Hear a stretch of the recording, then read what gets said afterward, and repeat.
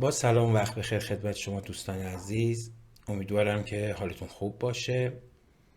امروز رو در خدمتتون هستم با بررسی مدل MLP یا مالتی لیر پرسپترون.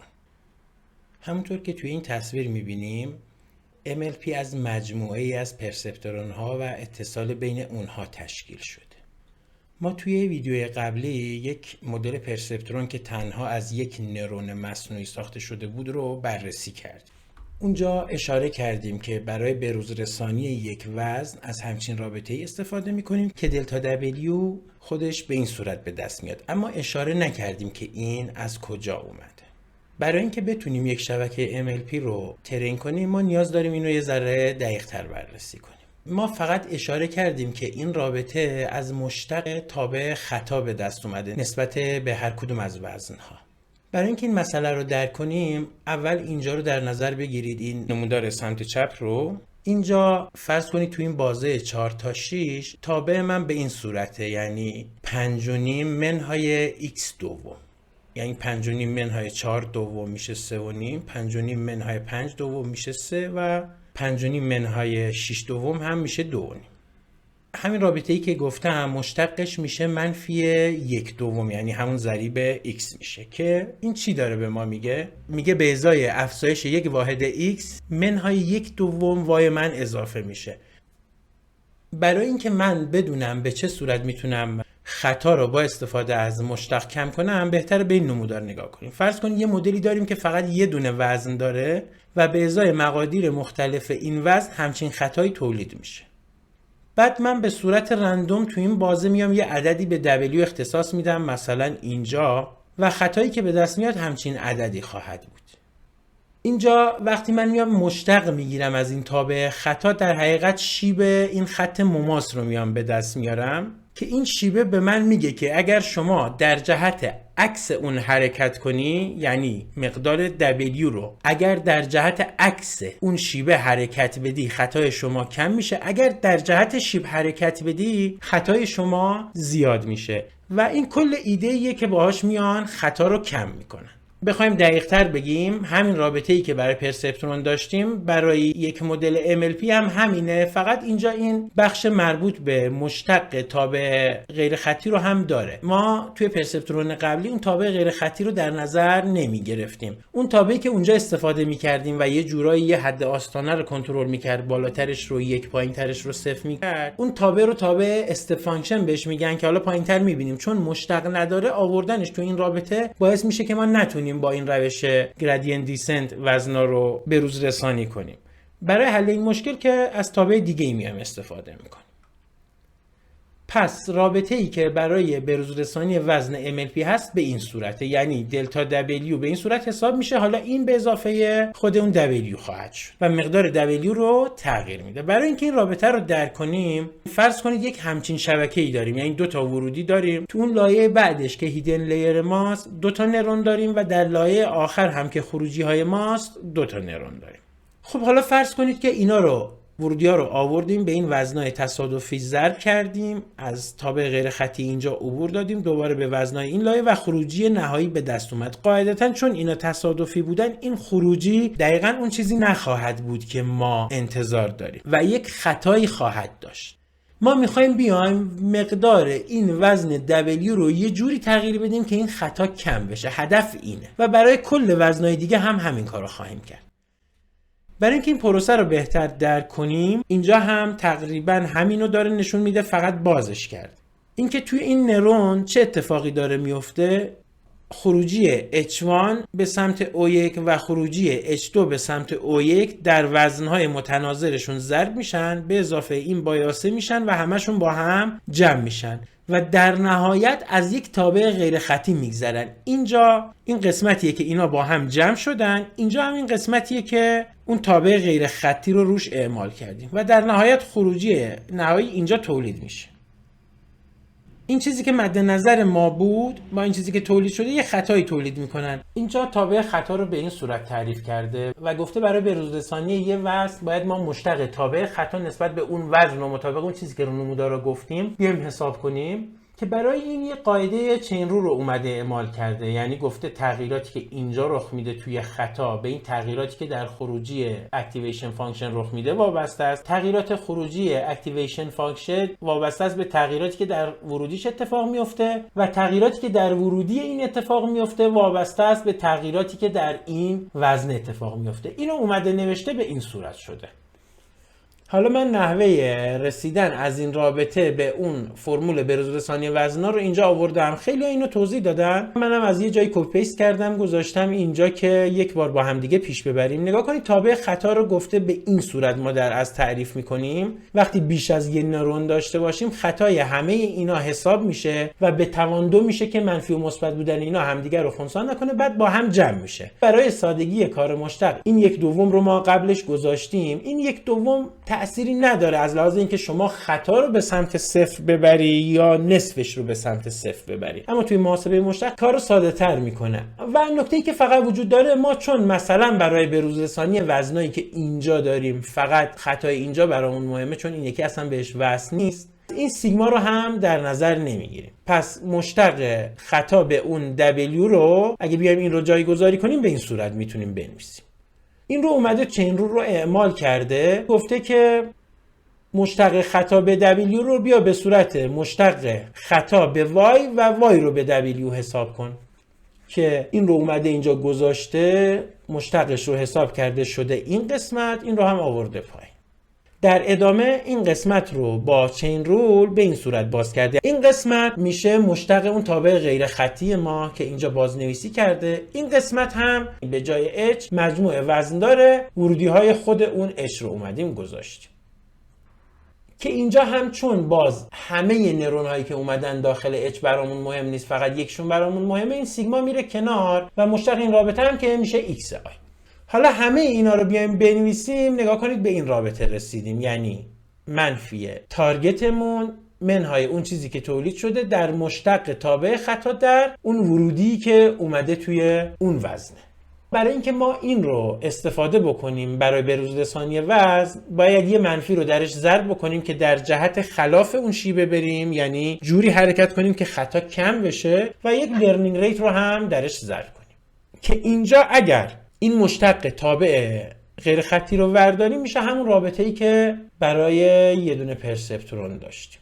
پس رابطه پرسپترون در اصل از اینجا اومده بود و اون تابع آخر که غیر خطی باشه رو ما در نظر نگرفته بودیم.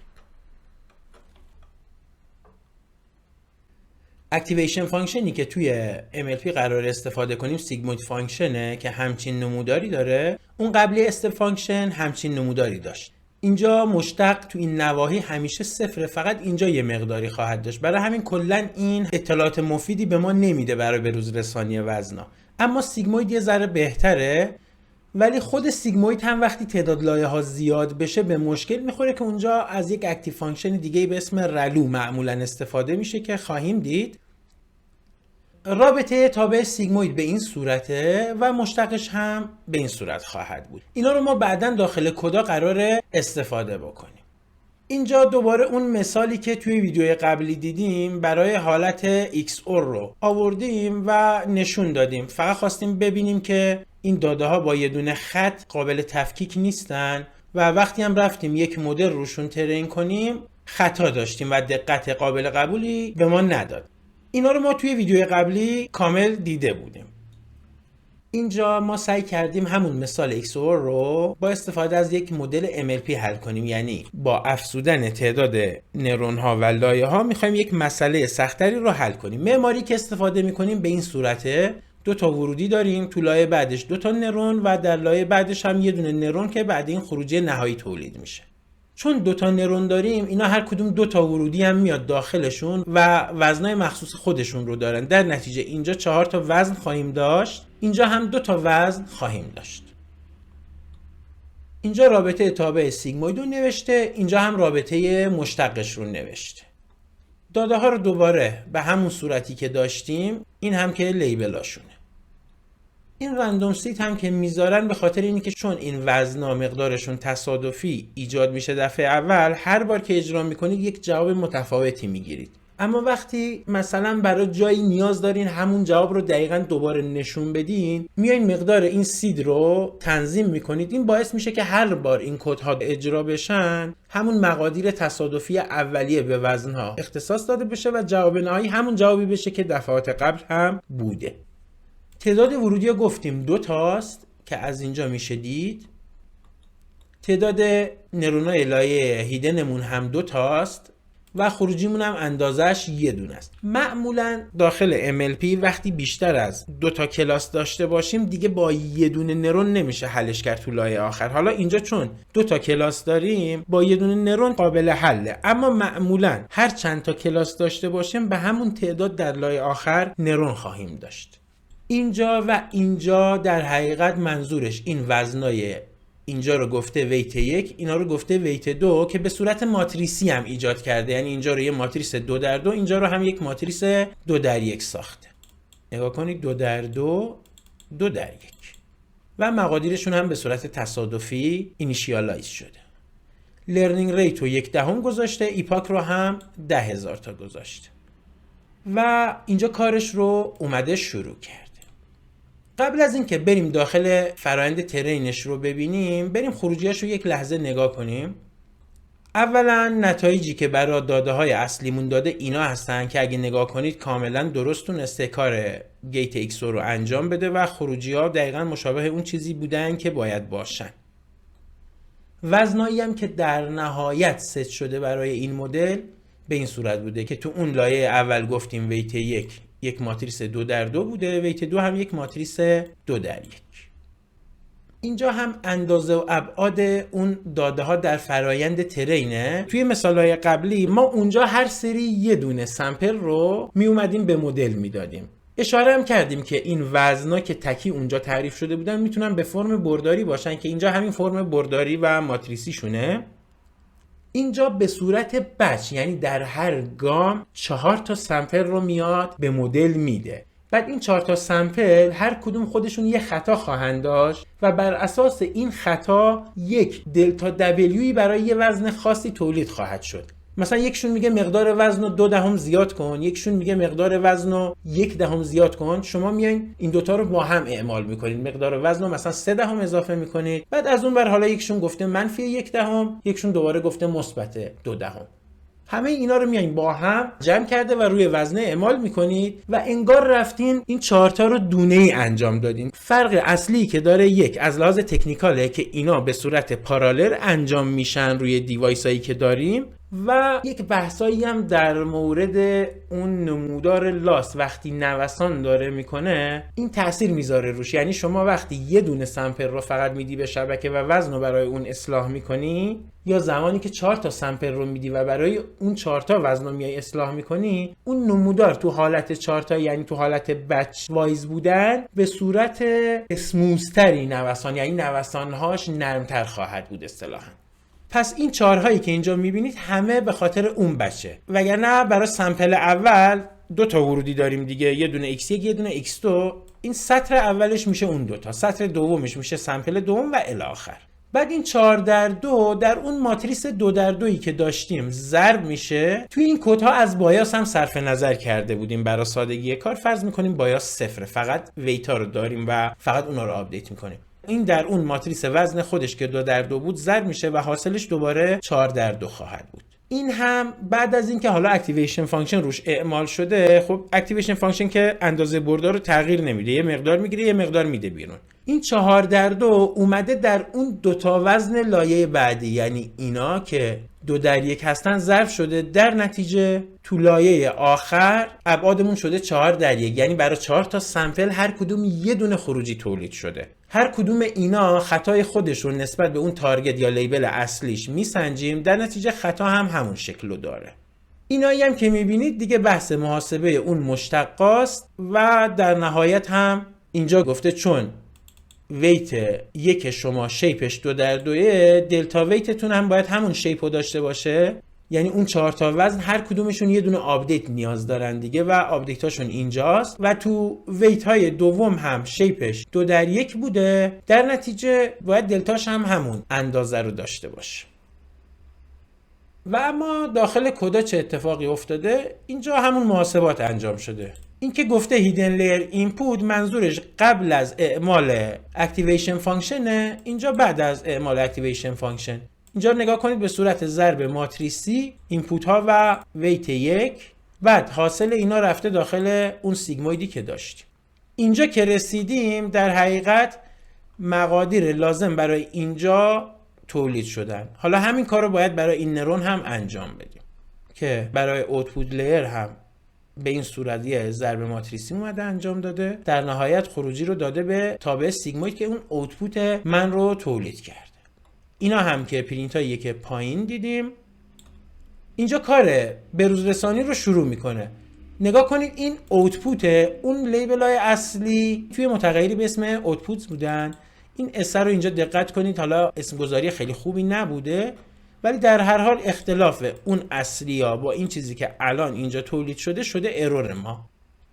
طبق اون روابطی که بالا توضیح دادیم این مراحل اومده انجام داده، یعنی مشتق تابع سیگموید رو حساب کرده، ضرب در خطا کرده که این دیه اوتپوت شده.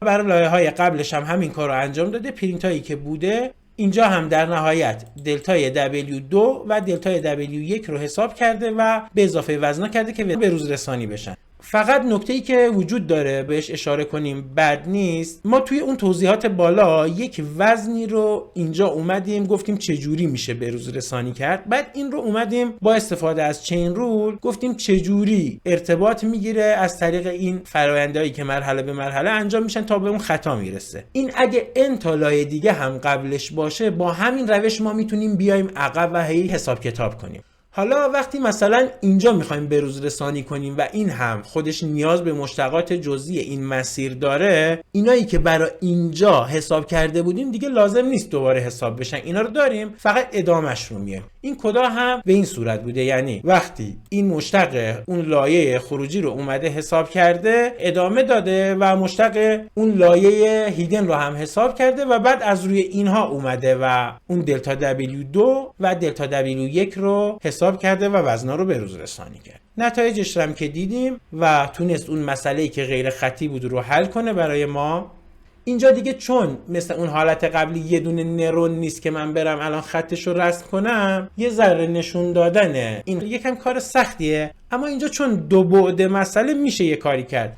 اینجا توی این مثال من اومدم همچین چیزی رو رسم کردم برای اینکه اینو به دست بیارم. تو کل این فضایی که اینجا دارین میبینید تعداد نقطه های زیادی رو ایجاد کردم، رفتم همه اونا رو دادم به مدل، بررسی کردم که برای اینا خروجی 0 خواهد بود یا 1 و از روی این اومدم این رنگامیزی رو انجام دادم که در نهایت این نقشه رو به من میده. میگه هر چیزی بیفته توی این ناحیه قهوه‌ای رنگ لیبل 1 خواهد گرفت، هر چیزی بیرون این باشه لیبل 0 خواهد گرفت.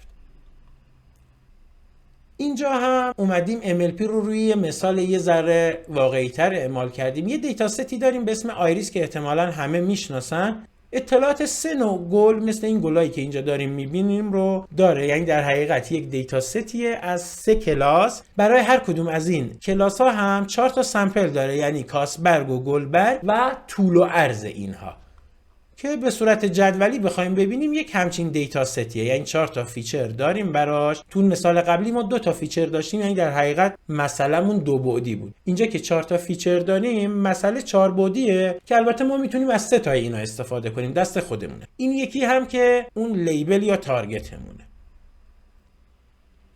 اینجا هم کدای لازم برای این کار رو اومده نوشته، ایمپورت ها رو انجام داده، دیتا ست رو خونده. این دیتا ست داخل خود اسکیلر هستش و داده ها رو نشون داده. اومده از اون 4 تا گفته این دوتاشون رو استفاده کردم، یعنی این دوتایی که اینجا هستن، این اندیس 0 1 2 و 3. اینجا گفته فقط این اندیس 2 و 3. بعد لیبلاشون رو هم اومده اینجا ایجاد کرده، فقط اینجا مسئله رو به صورت 2 کلاسه حل کرده. گفته اگه فلان کلاس بود 1، در غیر این صورت 0، یعنی اینو 1 کلاس گرفته، این دوتا رو با هم دیگه 1 کلاس دیگه گرفته و مجموعه داده ها رو به 2 گروه تست و ترین تقسیم کرده که ما با ترین آموزش بدیم مدل رو و با تست هم ارزیابیش کنیم. کدای خیلی شبیه کدای بالاست، فقط اینجا به صورت کلاس نوشته و بایاسا رو هم در نظر گرفته. باقی مراحل عین بالاست. اگه برین نگاه کنید اینجا فقط یک تابع پریدیکتی براش اومده نوشته که این تابع در نهایت لیبل رو مشخص میکنه، یعنی میگه کلاس 0 یا کلاس 1. یعنی بعد از ترین وقتی یه ورودی به این تابع میدیم این خودش میره تمام اون مراحل شبکه رو روش انجام میده و در نهایت هم اینجا اون خروجی نهایی رو به لیبل 0 و 1 میاد تبدیل میکنه. اینجا مدل رو ساخته، تو لایه هیدنش 4 تا نرون گذاشتیم، تو لایه خروجیش یه دونه گذاشتیم، اینپوتمون هم که فقط 2 تا گفتیم از اون 4 تا رو استفاده کردیم. ترین مدل و اینجا هم ارزیابیش روی داده تست و در نهایت هم محاسبه دقت روی داده تست. داده ها اینا بودن، اون دو بعدی که انتخاب شدن که این چیزی که اینجا هست رو به صورت یک کلاس گرفته، این دوتایی که اینجا هستن رو با هم به صورت یک کلاس گرفته بود. دقتش هم رو داده تست 97% شده که اگه اجراش کنیم البته شاید گاهن بیشتر یا کمتر بشه. الان به 100 رسید، یعنی اون 20% رو تونست کامل جدا کن. طبیعی هم هست چون مسئله کاملا با یه خط تفکیک پذیره. ما بالا اشاره کردیم که معمولا وقتی مسئله بیش از یک کلاس باشه دیگه تو اون لایه آخر با یه دونه نرون نمیتونیم مسئله رو حل کنیم. اینجا همون قضیه رو اومده مورد بررسی قرار داده. داده های قبلی مال آیریس رو دارم، این سری از هر سه تا کلاس استفاده کردم و برای لیبل هر کلاس هم یه همچین تبدیلی انجام دادم. یعنی اگه لیبل 0 بوده به جاش اینو گذاشتم، یعنی اولین عنصر آرایه رو 1 کردم، این اندیسش 0، یعنی از این سه تا اندیس 0ش 1، یعنی کلاس 0. اینجا از این سه تا اندیس شماره 1ش 1، یعنی کلاس 1. اینجا هم اندیس شماره 2ش 1، یعنی کلاس 2. اومده برچسبا رو به این تبدیل کرده چون میخوام تو اون لایه آخر به تعداد کلاس ها نرون داشته باشم و این عملیاتی که این لیبل رو به این لیبل تبدیل میکنین بهش میگن وان هات انکودینگ. دوباره عین قبل دادای تست و ترین رو جدا کردم، یه سری هم نشون دادم که ببینیم به چه صورت شده. اینجا هم اومده مدل رو ساخته، این سری از هر 4 تا فیچر داده ها استفاده شده. برای همین اندازه ورودی رو اومده گفته 4، تعداد نرون های لایه هیدن رو هم 8 گذاشته و تعداد نرون های لایه خروجی رو هم 3 گذاشته مطابق این برچسبایی که تولید کردیم. دوباره از همون کدای بالا استفاده کردیم، یعنی با اینکه تعداد نرون ها در لایه آخر عوض شد اما فرآیند ترین تغییری نکرد، چون توی اون رابطه هایی که ما برای آموزش وزنا داشتیم حالت کلیش در نظر گرفته شده بود. اینجا هم که روی داده تست اومده ارزیابی کرده و در نهایت دقت رو حساب کرده. برای محاسبه دقت هم اومده گفته کدوم اندیس ماکسیمومه، یعنی اون وان هات رو یه جورایی دیکود میکنه. اینجا میگه اندیس 0ش بیشتره، یعنی کلاس 0 بوده، اندیس 1ش بیشتره یا الی آخر. و این کار رو هم برای خروجی مدل و هم برای برچسب‌های واقعی انجام میدیم و اینا رو با هم میسنجیم و دقت رو به دست میاریم. چیزایی که پرینت شده تو اون فرآیند به این صورت، دادای ترین اینا بودن، از هر 4 تا فیچر استفاده شده، برچسباشون هم به این صورت وان هات انکودینگ بوده.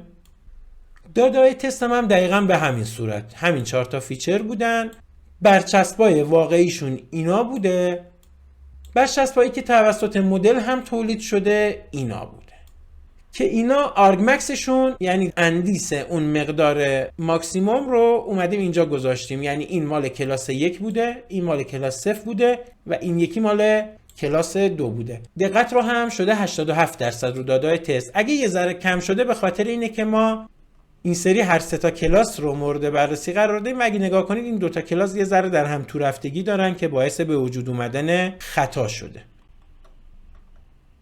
و در نهایت هم خواستیم بگیم که همه این کدنویسی‌هایی که ما کردیم بیشتر به خاطر این بود که با فرایند آموزش این مدل‌ها آشنا بشیم، وگرنه این کار رو معمولا کسی به صورت دستی و کدنویسی انجام نمیده و برای همه مدل‌های شبکه‌های عصبی ما یا ابزار داریم یا فریمورک‌هایی داریم مثل پایتورچ و تنسورفلو اینا که هر شبکه عصبی رو به راحتی میتونید داخلش پیاده سازی کنید و این خودش اون فرایند مشتق حساب کردن و این کارا رو برای شما انجام میده.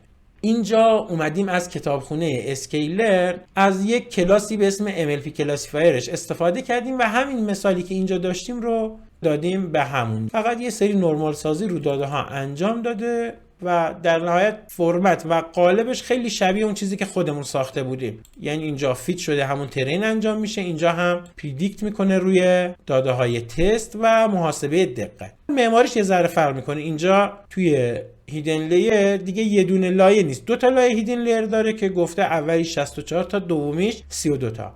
اندازه ورودی و خروجی رو خودش از ابعاد این 2 تا ماتریس میاد به دست میاره. خروجیش رو هم اینجا میتونیم ببینیم که دقتی معادل 100% تونسته به دست بیاره که البته چون وزنا به صورت تصادفی ست میشن ما اینو هر بار اجرا کنیم دقت‌های مختلفی به ما میده. اینجا بحث MLP تموم میشه. ما سعی کردیم هم به صورت کدنویسی پایتون هم با استفاده از ابزار مثل همین چیزی که توی کتابخونه اسکیلرن بود این مدل رو پیاده سازی کنیم و تست و ارزیابی کنیم. تو ویدیوهای بعدی سعی می‌کنیم بیشتر با استفاده از ابزارها پیش بریم چون فرآیند ترین تقریبا دیگه تو همه مدل‌ها به همین صورت. پس تا ویدیو بعدی، خدا نگهدار.